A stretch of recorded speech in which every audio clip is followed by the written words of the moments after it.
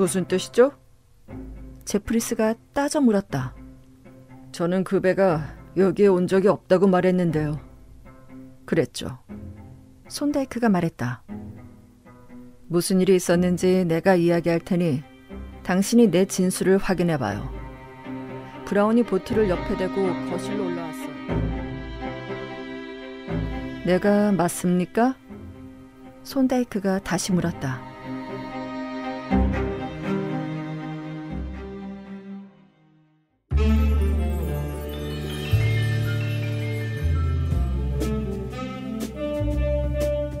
법의학자 손다이크의 반란의 울림 2부 노래하는 뼈.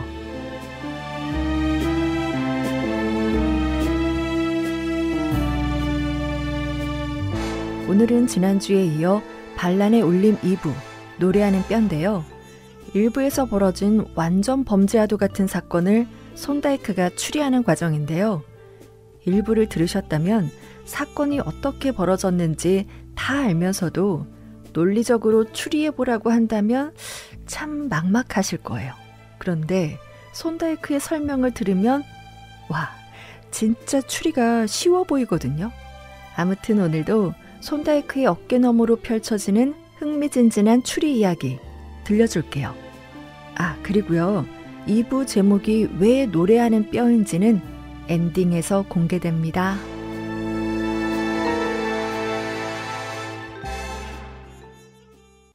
이 책 들어봤니?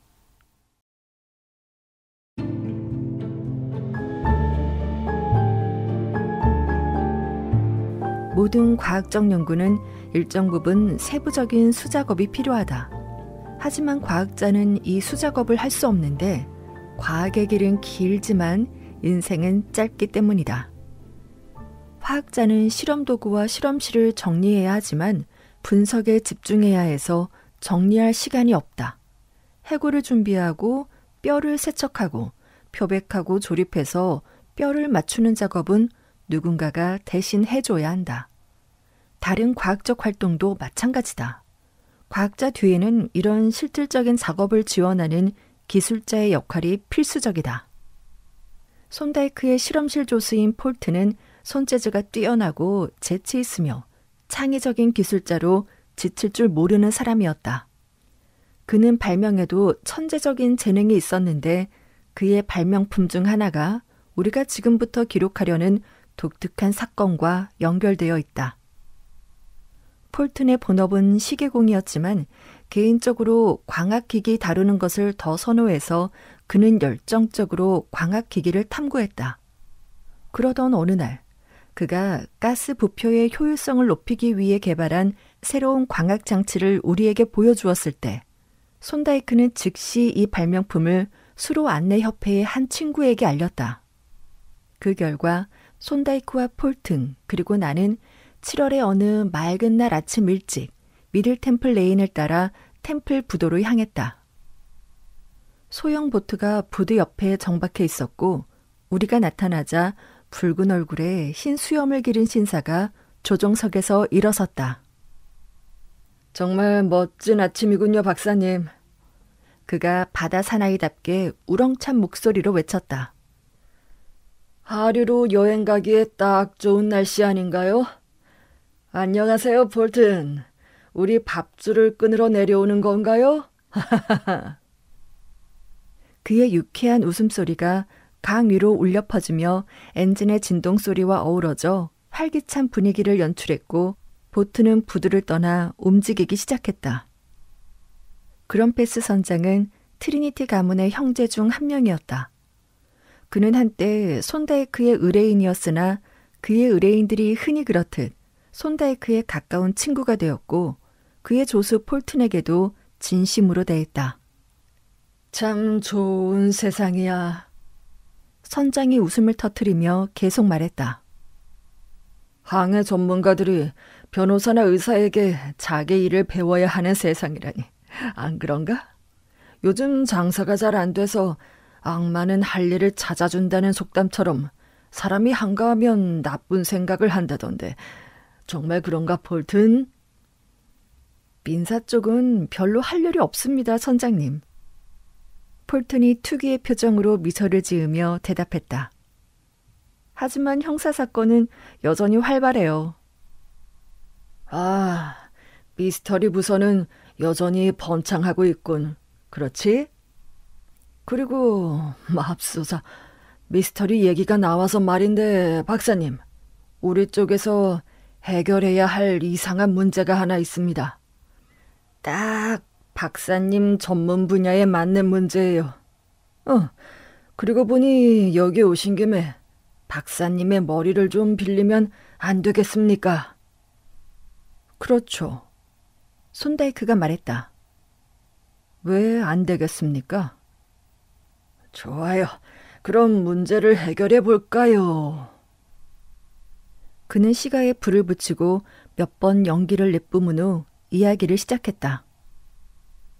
간단히 말하자면 우리 등대주기 중 한 명이 사라졌습니다. 말 그대로 흔적도 없이 사라졌죠. 그는 도망쳤거나 사고로 익사했을 수도 있고 살해당했을 수도 있어요. 하지만 차근차근 사건의 전말을 말씀드리죠. 지난 주말 바지선이 거들러 등대에서 보낸 편지를 램스게이트로 가져왔습니다. 그 등대에는 2명의 등대지기가 있는데 그중 바넷이라는 사람이 다리가 부러져 육지로 옮길 보급선을 보내달라는 요청이 있었어요. 그런데 램즈게이트 항구선에 있던 지역 보급선 워든이 정비 중이어서 하루 이틀 동안 사용할 수 없는 상황이었습니다. 하지만 상황이 급박했기 때문에 램즈게이트의 담당자가 유람선을 통해 등대로 편지를 보냈어요. 다음 날 아침 토요일에 배를 보내겠다고요. 담당자는 새로 고용된 제임스 브라운이라는 사람에게도 편지를 보냈는데 이 사람은 리컬버 근처에 머물며 자기 차례를 기다리고 있었죠. 그에게 토요일 아침에 해양경비대 배를 타고 등대로 가라고 지시했습니다. 그리고 세 번째로 리컬버의 해양경비대에게 편지를 보내 브라운을 등대로 데리고 가 바넷을 육지로 데려오라고 요청했죠. 그런데 이들이 이를 엉망으로 처리했지 뭡니까? 해양경비대는 배에도 사람도 여유가 없어서 어부의 배를 빌렸고 브라운은 혼자서 그 배를 타고 출발했어요. 마치 바넷이 부러진 다리에도 불구하고 배를 몰고 육지로 돌아올 수 있을 거로 생각한 것처럼 말이죠. 정말 어리석은 일이었습니다. 그 사이 휘즈테이블 출신인 바넷은 고향으로 향하던 석탄 운반선을 신호로 불러세워 타고 떠났어요. 그래서 남은 등대지기 토마스 제프리스는 브라운이 도착할 때까지 혼자 남게 됐죠. 하지만 브라운은 끝내 등대에 도착하지 않았습니다. 해양경비대가 그가 배를 띄우는 것을 도와줬고 그가 바다로 나가는 걸 봤다고 했거든요. 그리고 등대지기 제프리스는 누군가 돛담배를 타고 등대를 향해 오는 것을 봤다고 했어요. 그런데 곧 짙은 안개가 그 배를 가렸고 안개가 걷혔을 때는 배가 보이지 않았다고 하더군요. 남자와 배는 흔적도 없이 사라졌습니다. 그가 사고를 당했을 수도 있겠군요. 손다이크가 말했다. 그럴 수도 있지요. 선장이 동의하며 말했다. 하지만 어떤 사고도 보고되지 않았어요. 해양경비대는 그가 돌풍에 뒤집혔을 가능성이 있다고 생각하는데 그들이 브라운이 돛줄을 고정하는 것을 봤으니까요. 하지만 돌풍 같은 건 없었어요. 바다는 아주 잔잔했죠. 출발할 당시 그는 건강했나요? 손다이크가 물었다. 물론이죠. 선장이 대답했다. 해양경비대의 보고서는 지나치게 자세하니까요. 사실 아무런 관련도 없는 어리석은 내용들로 가득합니다. 그들이 뭐라고 적었냐면 그는 공식 문서를 꺼내 읽기 시작했다. 마지막으로 목격됐을 때 실종자는 바람이 불어오는 배의 선미 조타실에 앉아 있었다. 그는 밧줄을 고정시킨 채 파이프와 담배 가방을 손에 들고 발꿈치로 배를 조종하고 있었다. 그는 담배 가방에서 담배를 꺼내 파이프에 채우고 있었다. 자, 보세요. 그는 손에 파이프를 들고 있었다. 발가락이 아니라 손에 들고 있었네요. 그리고 그는 담배 가방에서 담배를 채우고 있었는데 석탄통이나 젖병에서 채우고 있을 거라고 기대했을까요? 선장은 편지를 주머니에 쑤셔넣고 비웃듯이 시가를 뻐끔거렸다. 해양경비대에 지나치게 비판적이시군요. 손다이크가 선장의 격렬한 반응에 웃으며 말했다. 증인의 의무는 모든 사실을 그대로 말하는 것이지 신중하게 선택한 것을 말하는 게 아닙니다. 하지만 박사님, 그럼페스 선장이 말했다. 그 불쌍한 남자가 담배를 어디서 꺼내 파이프에 채웠는지가 무슨 상관이겠습니까? 누가 알겠습니까? 손다이크가 대답했다. 매우 중요한 사실로 밝혀질 수도 있습니다. 하지만 미리 알 수는 없죠. 그 증거의 가치는 다른 증거들과 어떻게 연결되는지에 따라 달라지니까요. 그럴지도 모르죠. 선장이 투덜거렸다. 그러고는 블랙월 포인트에 도착할 때까지 생각에 잠긴 채 조용히 담배를 피우다가 갑자기 일어섰다. 우리 부두 옆에 증기 트롤선이 정박해 있군요. 선장이 말했다. 도대체 저 배가 저기서 뭘 하고 있는 거지? 그는 작은 증기선을 주의 깊게 살펴보면서 말했다. 뭔가를 내리고 있는 것 같은데. 볼튼, 저 망원경 좀 건네주게. 에? 세상에, 이럴 수가. 시체잖아. 그런데 왜 하필 우리 부두에서 시체를 내리고 있는 거지? 의사 선생님이 오신다는 걸 알고 있었던 게 틀림없군. 보트가 부두 옆으로 다가가자 선장은 가볍게 뛰어내려 시체 주위에 모여있는 사람들 쪽으로 다가갔다. 이게 무슨 일이야? 왜 시신을 여기로 가져온 거지? 시신 인양 작업을 감독했던 트롤선의 선장이 설명을 시작했다. 이 사람은 선장네 사람이에요. 썰물 때 남쪽 싱글즈 해안가를 지나가다가 항로 표지등 근처에서 시신이 있는 걸 봤어요. 그래서 보트를 내리고 시신을 배로 끌어올렸죠. 신원을 확인할 만한 게 아무것도 없어서 주머니를 뒤져봤더니 이 편지가 있더라고요. 그는 선장에게 켄트주 리컬버, 목동 솔리 씨에게 제이 브라운이 보냄이라고 적힌 봉투를 건넸다. 이런, 이 사람이 우리가 얘기하던 그 사람입니다, 의사 선생님. 선장 그럼페스가 외쳤다. 참으로 기묘한 우연이군. 그런데 이 시신을 어떻게 처리해야 하지? 검시관에게 알려야 할 겁니다. 손다이크가 대답했다. 그런데 주머니는 모두 뒤져봤나요? 손다이크가 트롤 어선의 선장에게 물었다. 아니요, 선생님. 선장이 대답했다.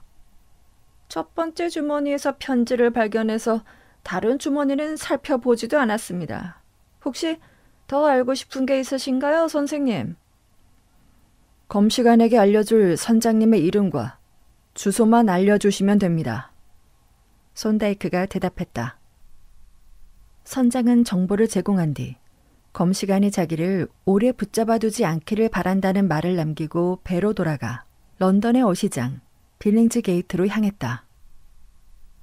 볼튼이 그의 장치를 보여주는 동안 이 불쌍한 사람의 시신을 한번 살펴봐 주실 수 있을까요?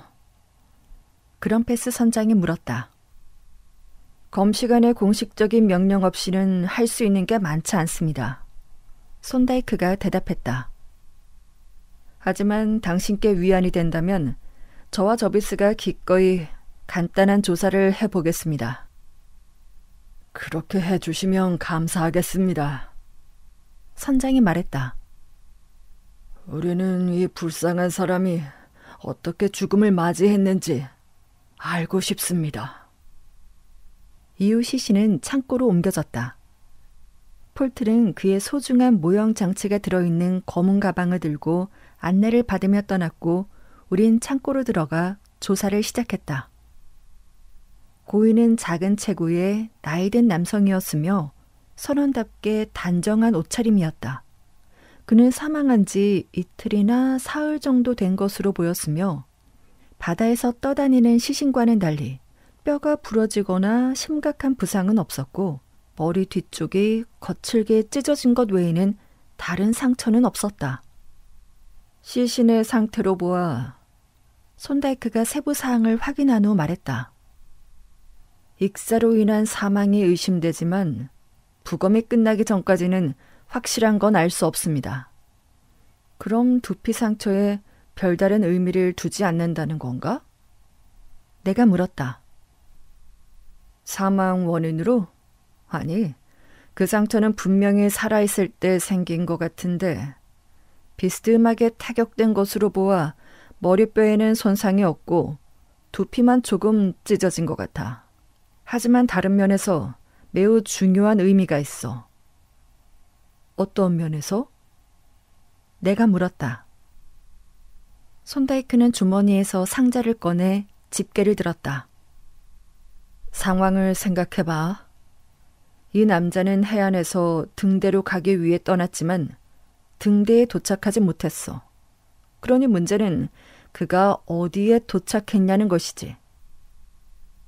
그는 말을 하며 시신으로 몸을 숙여 집게 끝으로 상처 주변의 머리카락을 젖혔다. 이 머리카락 사이와 상처 안에 있는 하얀 물체들을 보게 접있어. 이것들이 뭔가를 말해주고 있는 것 같지 않나? 나는 렌즈로 그가 가리킨 분필 같은 조각들을 살펴보았다.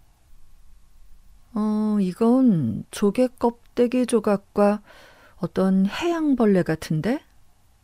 내가 말했다. 맞아. 그가 대답했다. 부서진 껍데기는 분명히 따개비의 껍데기이고 다른 조각들은 흔히 볼 수 있는 관벌레의 조각들이야.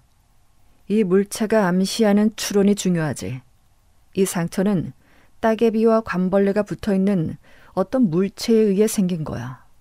그러니까 주기적으로 물에 잠기는 물체에 의해 생긴 것이지.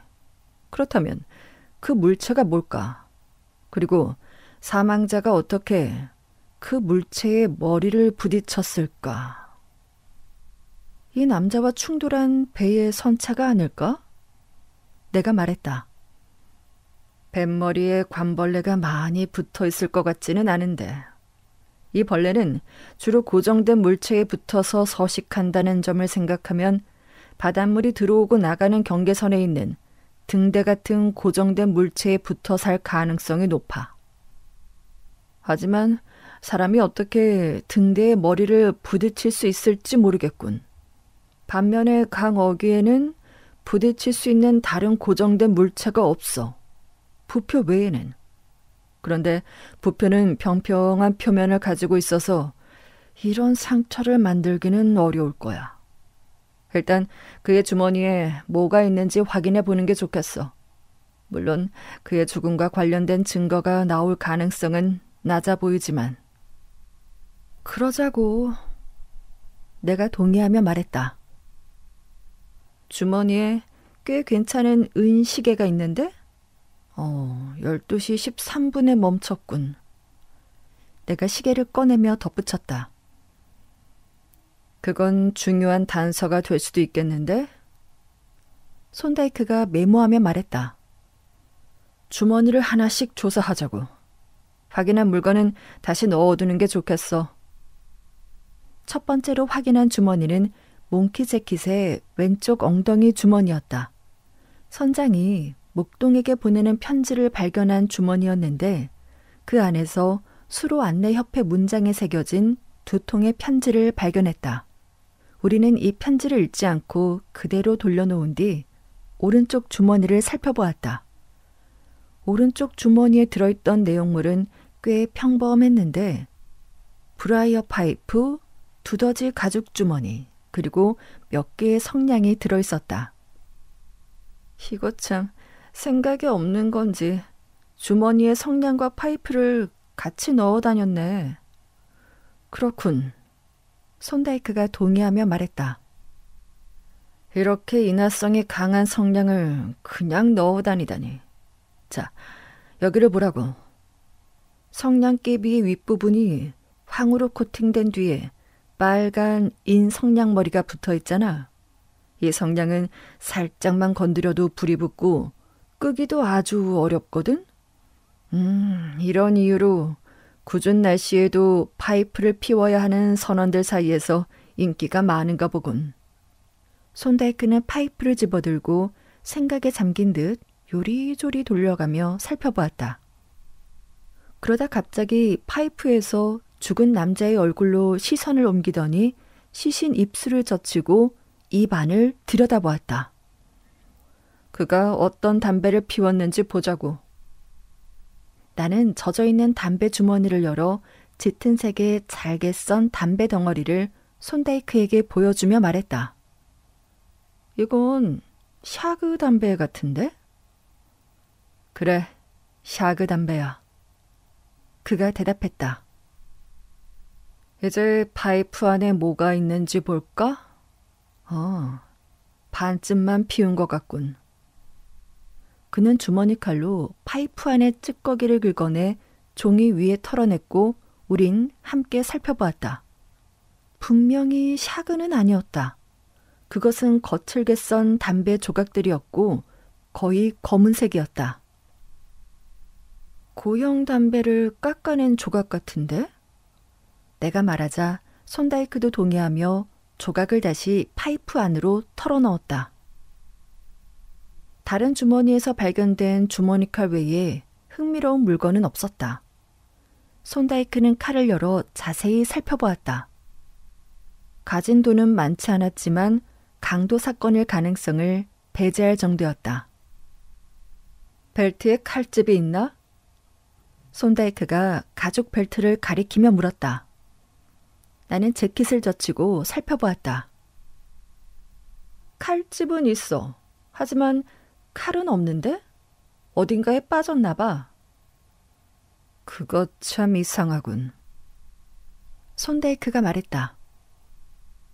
선원의 칼집에 들어있는 칼은 보통 쉽게 빠지지 않게 되어 있거든. 이 칼은 선원이 돛대 위에서 작업할 때 한 손으로 칼을 꺼내고 다른 손은 붙잡을 수 있도록 설계되어 있어. 그래서 칼집이 칼날만 잡아주는 것이 아니라 손잡이 절반까지도 깊숙이 들어가 단단히 고정되어 있어. 그런데 주목할 점은 이 사람이 이미 주머니 칼을 가지고 있었는데도 칼집을 따로 소지하고 있었다는 거야. 주머니 칼 하나만으로도 충분히 작업할 수 있었을 테니 칼집은 방어 목적으로 가지고 다녔을 가능성이 있어. 하지만 부검 없이는 더 이상 추론하기는 어렵네. 저기 선장이 오고 있군. 그럼페스 선장이 창고로 들어와 죽은 선원을 내려다보며 안타까운 표정을 지었다. 의사 선생님, 이 사람의 실종에 대해 뭔가 알아낸 게 있습니까? 선장이 물었다. 한두 가지 흥미로운 점이 있습니다. 손다이크가 대답했다. 하지만 이상하게도 정말 중요한 단서는 해양경비대원의 보고서에서 나왔다는 겁니다. 선장님께서 비웃으셨던 그 보고서 말입니다. 그럴 리가. 선장이 외쳤다.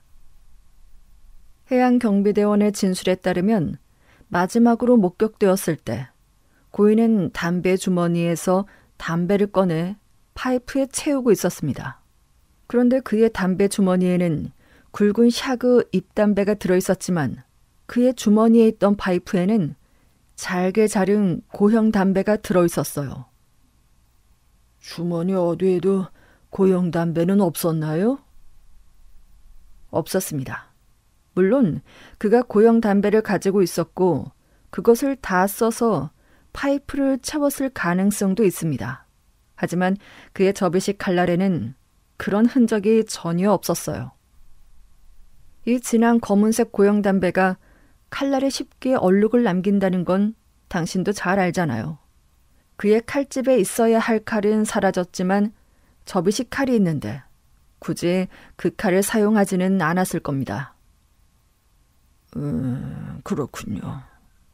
선장이 동의하며 말했다.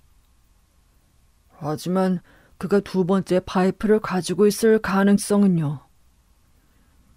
파이프는 하나뿐이었습니다. 그리고 그것은 그 남자의 것이 아니었죠. 그의 것이 아니라고요? 선장이 거대한 체크무늬 부표 옆에 멈춰서더니 내 동료를 바라보며 외쳤다. 그 파이프가 그의 것이 아니었다는 걸 어떻게 아십니까? 파이프의 마우스피스의 상태를 보고 알았죠. 손다이크가 말했다. 거기엔 깊은 치아 자국이 있었고 사실 거의 물어뜯긴 상태였어요. 그런데 파이프를 씹어서 그 상태로 만들어 놓을 정도면 보통 특정한 신체적 특징을 가지고 있죠. 그중 하나는 반드시 좋은 치아 상태를 가지고 있다는 점입니다. 하지만 고인은 치아가 하나도 없었습니다. 선장은 잠시 생각에 잠기더니 말했다. 무슨 의미인지 잘 모르겠군요. 모르시겠어요? 손다이크가 말했다. 저는 꽤 중요한 단서라고 생각됩니다.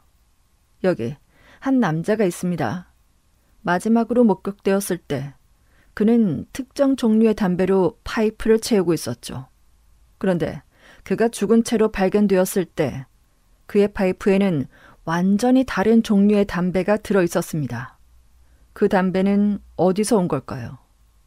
분명한 것은 그가 누군가를 만났다는 겁니다. 그런 것 같습니다. 선장이 동의했다. 그리고 그의 칼집에 있던 칼이 사라졌다는 사실도 있습니다. 그것이 아무 의미가 없을 수도 있지만 우린 그 점을 염두에 두어야 하죠. 또 하나 이상한 점이 있습니다. 그의 머리 뒤쪽에 상처가 있는데 그 상처는 따개비와 해양 벌레로 뒤덮인 어떤 물체에 강하게 부딪혀 생긴 겁니다. 그런데 개방된 하구에는 부두나 선착장이 없어요. 그는 무엇에 부딪혔을까요? 그건 별 의미가 없어요. 선장이 말했다. 시체가 조류 속에서 거의 사흘 동안 떠다녔다면... 하지만 이건 시신의 문제가 아닙니다. 그 상처는 살아있을 때 생긴 거니까요. 사실입니까? 선장이 외쳤다. 글쎄요. 그가 안개 속에서 부표 중 하나에 걸려서 배가 부서지고 머리를 부딪힌 게 틀림없겠지만 솔직히 말해서 좀 빈약한 설명이긴 하죠. 그는 잠시 발끝을 응시하며 생각에 잠긴 표정을 짓더니 손다이크를 올려다보았다. 좋은 생각이 떠올랐어요. 박사님 말대로라면 이 문제는 꽤 신중히 조사해 볼 필요가 있겠군요. 오늘 제가 소형보트를 타고 현장으로 내려가 조사를 할 예정인데 박사님이 조언자로서 물론 공식적인 업무 차원에서 나와 함께 가는 건 어떻겠습니까? 저비스 박사님도요. 저는 11시쯤 출발할 예정이고 3시쯤 등대에 도착할 겁니다. 그리고 원하신다면 오늘 밤에 다시 도시로 돌아올 수도 있어요. 어떻게 생각하십니까? 우린 좋습니다. 내가 신나게 끼어들었다. 사실 이 여름 아침에 버그스비스 홀에서도 강이 꽤 매력적으로 보였기 때문이다. 좋습니다. 손다이크가 말했다. 우리도 가죠. 저비스는 바다 여행을 하고 싶은 것 같고 사실 저도 그렇습니다. 이건 진지한 업무라는 걸 아셔야 합니다. 선장이 단호하게 말했다. 그렇지 않아요. 손다이크가 말했다. 이건 항해 여행입니다. 당신과 동행하는 즐거운 바다 여행이죠. 나는 그런 뜻으로 말한 게 아니었어. 선장이 투덜거렸다. 하지만 당신들이 손님으로 오신다면 하인들을 보내 밤을 보낼 필요한 물건들을 가져오라고 해요. 하룻밤을 보낸 후 다음날 저녁에 다시 데려다 줄 테니. 볼튼을 귀찮게 하고 싶지는 않아요. 내 동료가 말했다. 우리가 블랙월에서 기차를 타고 직접 물건을 가져오면 됩니다. 11시라고 하셨죠? 그래요. 하지만 너무 무리하지는 말아요. 그럼패스 선장이 말했다. 런던의 교통수단은 너무 빠르게 발전하고 있었다. 컹컹거리는 기차와 딸랑거리는 이륜마차의 도움으로 우린 도시를 가로지르고 다시 돌아오는 일을 너무나도 신속하게 해냈다. 글래드스톤 여행 가방 하나와 손다이크의 초록색 가방을 들고 트리니티 항구에 다시 나타났을 때는 11시가 되기 직전이었다. 보우크릭을 빠져나온 텐더선은 이제 부두 옆에 정박해 있었고 커다란 줄무늬의 캠 부표가 기중기에 매달려 있었다. 그리고 육지와 선박을 연결하는 통로에는 선장 그럼패스가 서 있었는데 그의 쾌활하고 붉은 얼굴은 기쁨으로 빛나고 있었다. 부표는 안전하게 선박의 앞쪽으로 옮겨졌고 기중기는 돛대 쪽으로 끌어올려졌으며 느슨한 돛줄은 라사 레니어드의 고정에 정비를 완료했다. 그리고 증기선은 4번의 환호 섞인 경적 소리를 내며 방향을 틀어 날카로운 뱃머리를 조류를 향해 밀어넣었다. 4시간 가까이 런던강의 물길이 점점 넓어지면서 강 주변의 풍경이 마치 움직이는 파노라마처럼 펼쳐졌다. 울위치의 연기와 냄새는 여름의 아즈랑이 덕분에 맑은 공기로 대체되었고 회색으로 뒤엉킨 공장들은 사라졌으며 강 계곡과 접한 높은 지대에는 소가 뛰어노는 초록빛 습지가 펼쳐졌다. 과거에 사용되었을 오래된 훈련선이 나무가 무성한 강가에 정박해 있었으며 참나무와 삼배로 만들어진 배들이 활약하던 시절을 떠올리게 했다. 그 시절에는 돛이 상압탑처럼 높이 솟아 있었고 3층 갑판 구조로 웅장한 모습을 자랑했었다. 그에 비해 현대 군함은 실용성만 강조될 뿐 전혀 미학적이지 않은 게 아쉬울 뿐이다. 또한 그 시절의 선원은 진정한 선원으로 단순한 항해 기술자가 아니었다. 민물의 흐름을 힘차게 거슬러 올라가며 작은 배는 끝없이 이어지는 선박행렬 사이를 뚫고 나아갔다. 바지선, 빌리보이, 스쿠너, 브릿, 둔중한 블랙시맨, 파란 깔때기를 단 중국 화물선, 회전하는 풍차를 단 허술한 발트해의 바크, 그리고 산더미 같은 상부 구조를 얹고 비틀거리는 거대한 여객선들, 엘리트, 퍼플리트, 그린하이더, 그레이스가 우리를 반겼다가 뒤로 사라졌다. 노스플리트 마을의 굴뚝과 그레이브젠드의 빽빽한 지붕들, 붐비는 정박지와 숨어있는 포대를 뒤로하고 로어호프를 벗어나자 넓은 바다가 푸른 세틴천처럼 우리 앞에 펼쳐졌다. 12시 반쯤 우린 썰물을 만나 속도가 빨라지면서 멀리 보이던 육지가 빠르게 지나갔고 공기마저 신선하게 느껴졌다. 반면에 하늘과 바다는 여름의 고요 속에 잠잠해졌다. 솜털 같은 구름덩어리들이 부드러운 푸른 하늘에 둥실 떠 있었고 바지선들은 돛을 늘어뜨린 채 조류를 따라 표류했으며 커다란 종 부표는 쉬버링 샌드라고 적혀 있었다. 우리가 지나가며 일으킨 물결에 잠시 깨어나 종을 울리더니 이내 다시 잠들었다. 부표를 지나고 얼마 지나지 않아 나사 말뚝으로 세운 등대에 흉측한 형상이 눈앞에 보이기 시작했다. 칙칙한 붉은 페인트는 이른 오후의 햇빛에 선홍색으로 변해 있었다. 우리가 가까이 다가가자 커다란 흰 글씨로 쓰인 거들러라는 이름이 보였고 두 명의 남자가 등불 주변의 발코니에 서서 망원경으로 우리를 살펴보는 모습이 보였다. 등대에서 오래 머무실 건가요, 선장님? 보급선의 선장이 그런패스 선장에게 물었다. 왜냐하면 우린 새로운 부표를 설치하고 오래된 부표를 회수하기 위해 북동쪽 펜샌드로 내려갈 예정이거든요. 그럼 우리를 등대에 내려놓고 일을 끝낸 후에 다시 데리러 오는 게 좋겠군. 그런패스 선장이 대답했다. 얼마나 걸릴지 알 수 없으니까. 보급선은 멈춰섰고 보트가 내려졌으며 두 명의 선원이 우리를 등대로 데려다 주었다. 그 옷을 그대로 입고 올라가면 꽤 더러워질 겁니다. 선장이 말했다. 그러나 선장 자신도 깔끔한 차림이었다. 하지만 닦아내면 다시 깨끗해질 겁니다. 우리는 뼈대 같은 구조물을 올려다보았다.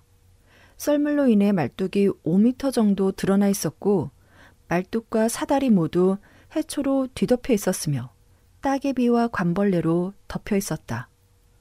하지만 우린 선장이 생각했던 것처럼 도시에서만 자란 참새 같은 사람들이 아니었기에 그의 뒤를 따라 미끄러운 사다리를 어렵지 않게 올라갔다. 손에 들고 있던 작은 녹색 가방을 단 한순간도 놓지 않으려는 손다이크는 가방을 꼭 붙들고 있었다. 이 신사분들과 나는 우리가 사다리 꼭대기의 발판에 올라섰을 때 선장이 말했다. 실종된 남자 제임스 브라운에 대해 조사하러 왔어. 제프리스가 누구요? 제가 제프리스입니다. 키가 크고 건장한 체격에 네모난 턱과 두꺼운 눈썹을 가진 남자가 대답했다. 그의 왼손은 붕대가 거칠게 감겨 있었다. 손은 왜 그런 거요? 선장이 물었다.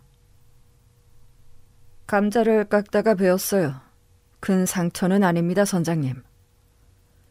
좋아, 제프리.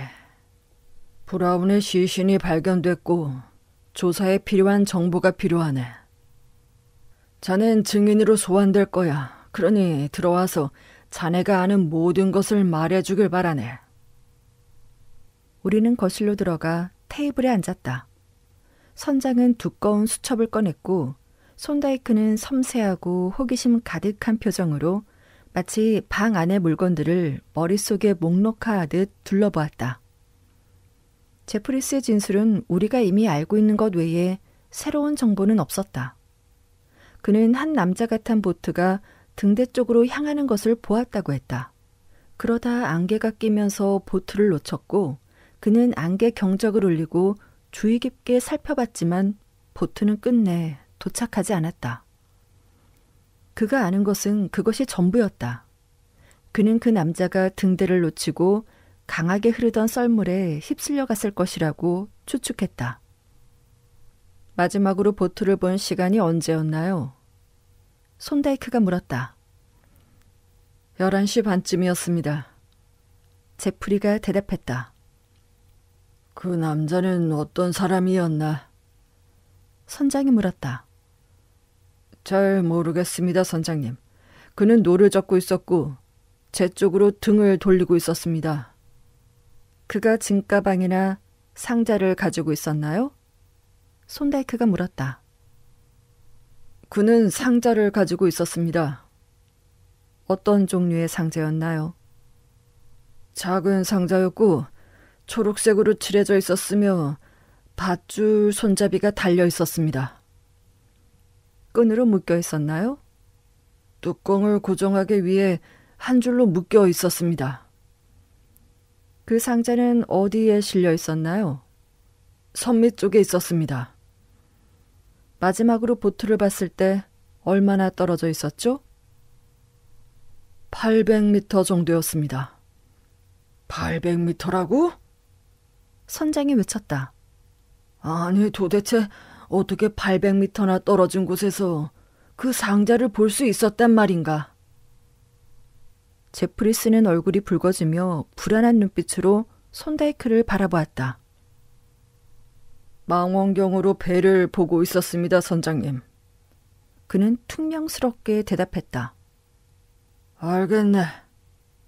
그럼패스 선장이 말했다. 좋아, 됐네, 제프리스. 자넨 조사에 참석해야 할 것 같군. 스미스에게 내가 만나자고 전해주게. 조사가 끝난 후 손다이크와 나는 의자를 창가로 옮겼다. 창은 동쪽 바다를 내려다보고 있었지만 내 동료의 관심을 끈 것은 바다나 지나가는 배들이 아니었다. 창가 옆 벽에는 조잡하게 조작된 파이프 거치대가 걸려 있었고 그 안에는 5개의 파이프가 꽂혀 있었다. 손다이크는 우리가 방에 들어왔을 때부터 그것을 눈여겨보았고 대화를 나누는 동안에도 가끔씩 흥미로운 눈길로 거치대를 바라보는 것을 나는 알 수 있었다. 여기 있는 분들은 담배를 정말 좋아하시는 것 같군요. 선장이 교대를 위한 준비를 마쳤을 때 손다이크가 스미스라는 관리인에게 말했다. 네, 우리는 담배를 좋아합니다. 스미스가 대답했다. 보시다시피 여긴 외로운 곳이고 여기서는 담배를 싸게 구입할 수 있거든요. 그게 무슨 말인가요? 손다이크가 물었다. 아, 우린 담배를 공짜로 얻거든요. 외국에서 오는 작은 배들, 특히 네덜란드 배들이 가까이 지나갈 때 담배 1-2개를 던져줍니다. 우린 육지에 있는 게 아니니까 세금을 낼 필요가 없죠. 그럼 담배 가게에서는 구입하지 않으시겠군요. 잘게 썬 담배는 안 쓰시나요? 그렇죠. 그건 우리가 사야 하잖아요. 게다가 잘게 썬 담배는 오래 보관할 수도 없어요. 여긴 먹는 것도 딱딱한 비스킷이고 피우는 담배도 딱딱한 게 전부입니다. 파이프 거치대도 있네요. 꽤 멋진데요? 예, 한가한 시간에 제가 만들었습니다. 파이프를 아무데나 놔두는 것보다 깔끔하고 정리된 느낌을 주니까요. 누군가 자기 파이프를 방치한 것 같군요. 손다이크가 거치대 끝에 있는 녹색 곰팡이가 낀 파이프를 가리키며 말했다. 예, 맞습니다. 그건 제 동료 파슨스의 겁니다. 1달쯤 전 떠날 때 두고 간 것 같네요. 여기는 습해서 파이프에 곰팡이가 잘 낍니다. 파이프를 그냥 두면 얼마나 빨리 곰팡이가 생기나요? 손다이크가 물었다. 날씨에 따라 다릅니다. 스미스가 대답했다. 날씨가 따뜻하고 습하면 일주일 정도면 곰팡이가 생기기 시작합니다. 여기 바넷에 파이프가 있는데, 다리를 다친 사람 말입니다. 아시죠? 이건 이제 막 곰팡이가 조금씩 생기기 시작했네요. 떠나기 하루 이틀 전부터는 사용하지 않았던 것 같습니다. 그리고 이 다른 파이프들은 모두 당신 건가요? 아니요. 이건 제 겁니다. 끝에 있는 건 제프리스의 것이고 중간에 있는 것도 그의 파이프인 것 같은데 확실히는 모르겠습니다. 파이프에 푹 빠지셨군요, 박사님. 그때 선장이 다가오며 말했다. 파이프 연구라도 하시나요? 인간을 연구하는 것은 중요한 일이죠. 관리인이 나가자 손다이크가 대답했다. 인간 연구는 그들이 남긴 물건도 포함됩니다. 이 파이프는 매우 개인적인 물건이에요. 저 거치대에 있는 파이프들을 보세요. 각각 고유한 생김새를 가지고 있으며 어느 정도 주인의 특성을 반영하고 있습니다. 예를 들어 끝에 있는 제프리의 파이프를 보세요. 마우스피스 부분은 거의 씹혀서 끊어질 지경이고 파이프 볼은 껍질처럼 얇아졌고 내부는 흠집투성이에 가장자리는 찌그러지고 깨져 있습니다. 전체적으로 험하게 다뤄진 흔적을 보여주죠. 그는 담배를 피우면서 줄기를 씹고 볼을 거칠게 긁어내며 재를 털어낼 때도 불필요하게 세게 두드리는 사람입니다. 그리고 그 사람은 그 파이프와 딱 맞아 떨어지죠. 강인하고 네모진 턱을 가졌으며 때로는 폭력적일 것 같은 사람입니다. 그래요. 제프리스는 정말 만만치 않은 사람처럼 보이더군요. 선장이 동의하며 말했다. 그 다음은 손다이크가 말을 이었다. 그 옆에 있는 스미스의 파이프를 보세요. 안쪽이 거의 꽉 찰 정도로 담배 찌꺼기가 쌓여 있고 가장자리는 모두 타버렸습니다. 말이 많은 사람의 파이프죠. 자주 꺼졌다가 다시 불을 붙이는 경우가 많을 겁니다. 하지만 제가 가장 흥미롭게 생각하는 것은 가운데에 있는 파이프예요. 스미스가 그것도 제프리의 것이라고 하지 않았나? 내가 말했다. 그래, 맞아. 손다이크가 대답했다. 하지만 그가 착각한 게 틀림없어. 이 파이프는 제프리스의 파이프와 모든 면에서 완전히 반대니까.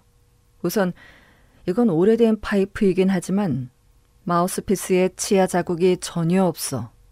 선반에 있는 파이프 중 유일하게 아무 흔적도 없는 파이프지. 그리고 가장자리는 전혀 손상되지 않았어. 이 파이프는 조심스럽게 다뤄졌고 은퇴는 새까맣게 변했지만 제프리스의 파이프테는 상대적으로 관리가 잘 돼 있어서 아주 반짝거리지. 태가 있다는 걸 몰랐네. 선장이 말했다. 그런데 그게 왜 그렇게 새까맣게 변했지?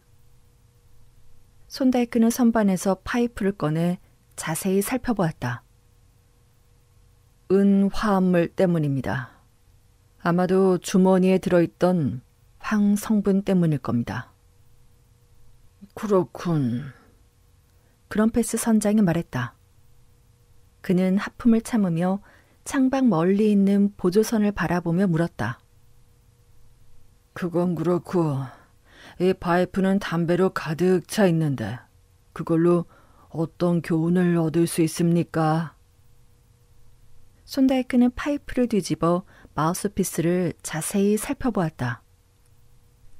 교훈은 그가 대답했다. 파이프를 채우기 전에 내부가 비어 있는지 확인해야 한다는 겁니다. 그는 마우스피스를 가리켰다. 그 파이프의 구멍은 미세한 먼지로 완전히 막혀 있었다. 아, 훌륭한 교훈이군요. 선장이 또 한 번 하품하며 말했다. 잠시 실례하겠소. 보조선이 뭘 하고 있는지 보러 가야겠어요. 동쪽 거들러로 향하는 것 같은데. 그는 거치대에서 망원경을 꺼내 들고 발코니로 나갔다.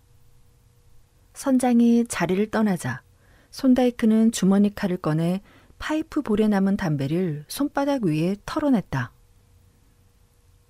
샤그 담배 잎이군. 맙소사. 내가 외쳤다. 그래. 그가 대답하며 그것을 다시 파이프의 볼에 넣었다. 샤그 담배 잎일 거라고 예상하지 않았나? 글쎄, 딱히 뭘 예상했는지는 모르겠는데 은퇴에 정신이 팔려 있었거든. 그래, 그건 흥미로운 점이지. 하지만 막힌 게 뭔지 한번 확인해 보자고. 그는 초록색 가방을 열고 해부용 바늘을 꺼내 파이프관에서 작은 손뭉치를 깔끔하게 꺼냈다.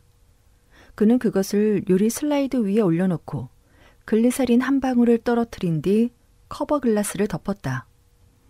나는 현미경을 준비했다. 파이프는 다시 선반에 올려놓는 게 좋겠어. 그가 말했다.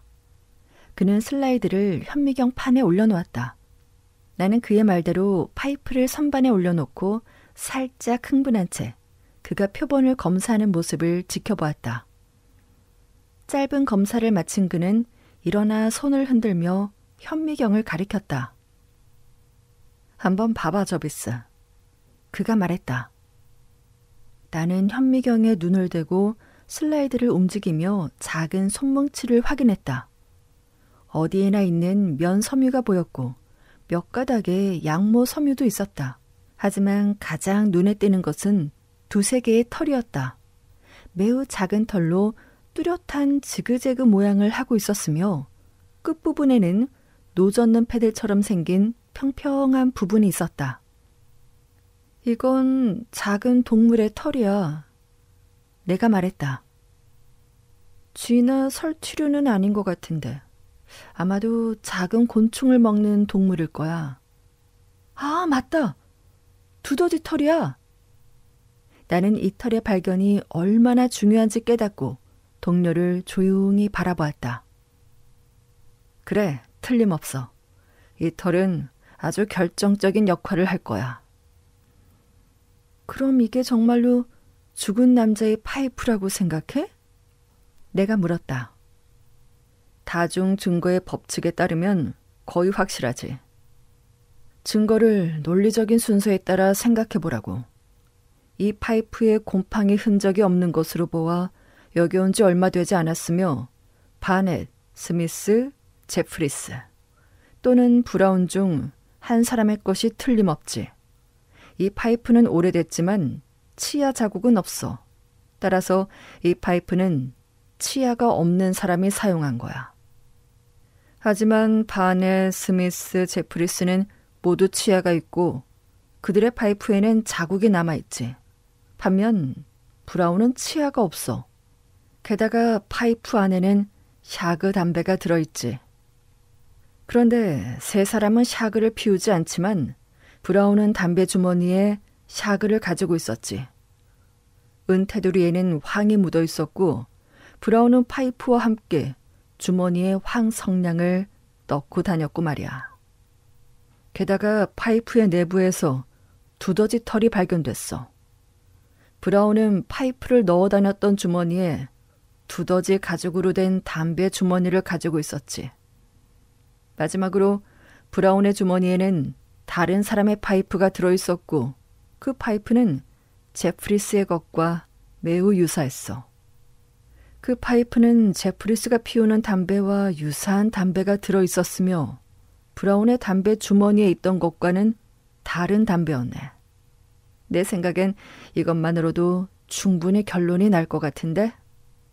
특히 우리가 가지고 있는 추가적인 증거들을 함께 검토하면 결론은 더욱 확실해질 거야. 다른 증거들이 뭔데? 내가 물었다. 첫 번째로 죽은 남자는 주기적으로 물에 잠기는 물체에 머리를 심하게 부딪혔다는 사실이야. 그 물체는 따개비와 관벌레로 덮여 있었지. 이 등대의 말뚝이 정확히 그 설명에 들어맞아. 이 근처에 그런 상처를 낼 수 있는 다른 물체는 없어. 심지어 등대는 너무 커서 그런 상처를 낼 수 없지. 그리고 죽은 남자의 칼집에 있던 칼이 사라졌고 제프리스는 손에 칼에 베인 상처가 있었어. 정황 증거가 명백하다는 것을 인정해야 할 거야. 바로 그때 선장이 망원경을 들고 방으로 급히 들어왔다. 보급선이 이상한 배를 끌고 오고 있어요. 선장이 말했다. 아마도 실종된 보트 같은데 만약 그렇다면 뭔가를 알게 될지도 몰라요. 짐을 싸고 배에 탈 준비를 하는 게 좋겠군요. 우린 녹색 상자를 들고 발코니로 나갔다. 그곳에서 2명의 등대지기가 다가오는 보급선을 지켜보고 있었다. 스미스는 호기심을 보였고 제프리스는 불안하고 초조하며 눈에 띄게 창백해 보였다. 증기선이 등대 근처까지 오자 3명의 남자가 보트로 갈아타고 노를 저어 건너왔고 보급선의 1등 항해사가 사다리를 타고 올라왔다. 그게 실종된 배인가? 선장이 소리쳤다. 예, 선장님. 1등 항해사가 대답하며 발판 위로 올라서서 바지 뒷면에 손을 닦으며 말했다. 동쪽 거들러 모래 위에 놓여있는 걸 봤어요. 이 사건에는 뭔가 수상한 일이 있는 것 같아요, 선장님. 범죄 사건이라고 생각하나? 의심의 여지가 없습니다, 선장님. 배에 배수구 마개가 빠져서 바닥에 놓여 있었고 선미 쪽 밧줄 사이에서 바닥에 꽂혀있는 칼집 칼을 발견했어요. 마치 높은 곳에서 떨어진 것처럼 단단히 꽂혀 있던데요. 거참 이상하군. 선장이 말했다. 마개가 우연히 빠졌을 수도 있지 않은가? 그렇지 않습니다, 선장님.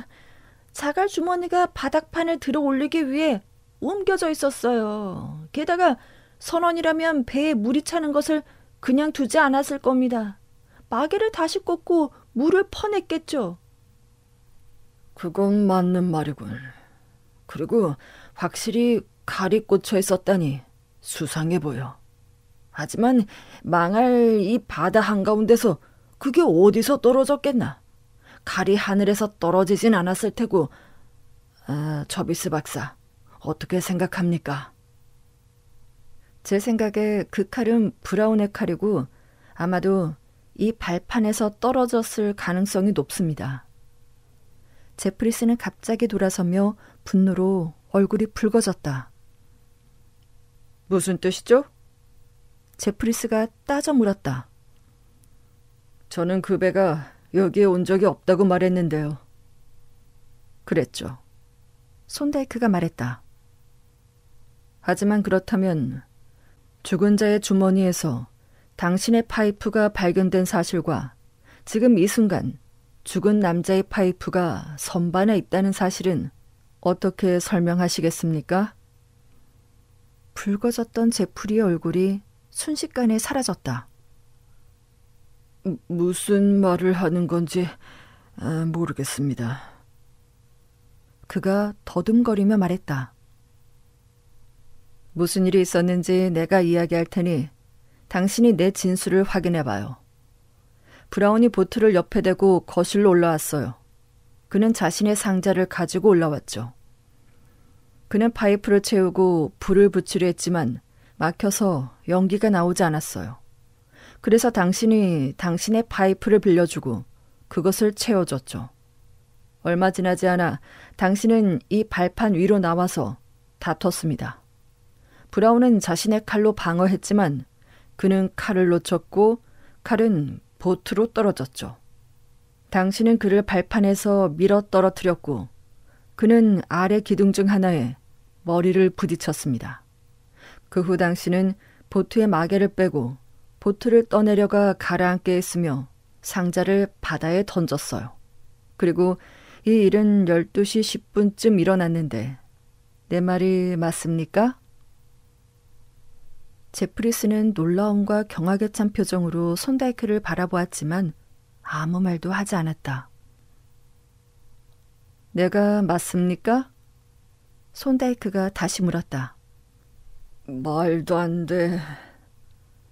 제프리스가 중얼거렸다. 당신은 여기 있었던 거요?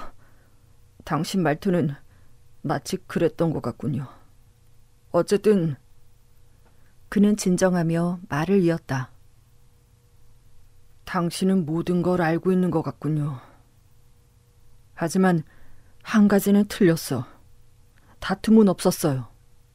이 친구 브라운은 나를 마음에 들어하지 않았고 여기 머물 생각도 없었어요. 그는 떠나서 다시 육지로 가려고 했는데 내가 그를 못 가게 했어요.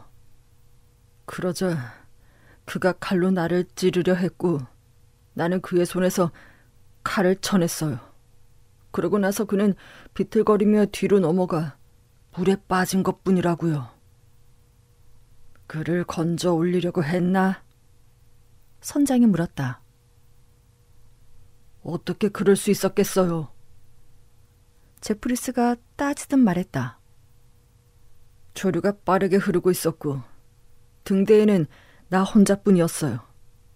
브라운을 구하려고 내려갔다면 다시 돌아올 수 있었겠어요? 하지만 보트는 왜 그랬나, 제프리스? 왜 보트를 가라앉혔어? 사실은 겁이 났어요. 제프리스가 대답했다. 그래서 보트를 가라앉히고 아무것도 모르는 척하려고 했어요. 하지만 내가 그를 밀어 떨어뜨린 건 아니에요. 그건 사고였다고요, 선장님. 맹세합니다. 그럴듯한 설명이군. 선장이 말했다. 박사님은 어떻게 생각하시나요? 그럴듯합니다. 손다이크가 대답했다. 그리고 그것이 진실인지 아닌지는 우리와 상관없는 일입니다. 그렇긴 하지. 하지만 제프리스, 자네를 경찰에 넘겨야 해. 이해하지? 네, 선장님. 이해합니다. 제프리스가 대답했다. 그 사건 거들러에서 벌어진 일 말이오. 참 이상한 사건이었지? 6개월 후 어느 저녁, 우리와 함께 시간을 보내던 그런패스 선장이 말했다. 제프리스는 꽤 가벼운 처벌을 받았어요. 18개월이었나? 그렇죠? 네, 정말 이상한 사건이었습니다. 손다이크가 말했다. 그 사고에는 뭔가가 있었던 것 같아요. 아마도 그 두 사람은 이전에 만난 적이 있었을 겁니다. 나도 그렇게 생각했어요. 선장이 동의했다. 하지만 가장 이상했던 부분은 박사님이 그 모든 걸 어떻게 알아냈는가였죠. 그 이후로 나는 브라이어 파이프에 대해 깊은 존경심을 가지게 됐어요. 정말 놀라운 사건이었어요. 당신이 그 파이프를 통해 살인 사건의 이야기를 풀어낸 방식은 마치 마법 같았다니까. 네, 그래요. 내가 말했다. 마치 독일 민담 노래하는 뼈에 나오는 마법의 파이프처럼 말이죠. 물론 그건 담배 파이프는 아니었지만요. 기억나세요? 한 농부가 살해된 사람의 뼈를 발견하고 그걸로 파이프를 만들었죠. 그런데 농부가 그 파이프로 연주를 하려고 하자 파이프가 스스로 노래를 부르기 시작했어요. 내 형제가 나를 죽이고 내 뼈를 묻었네. 모래 아래, 바위 아래. 참 멋진 이야기군. 손다이크가 말했다. 그리고 훌륭한 교훈을 담고 있어. 우리 주변의 사물들이 우리에게 들려줄 노래가 있다는 것. 우리가 주의 깊게 들을 준비만 되어 있다면 말이야.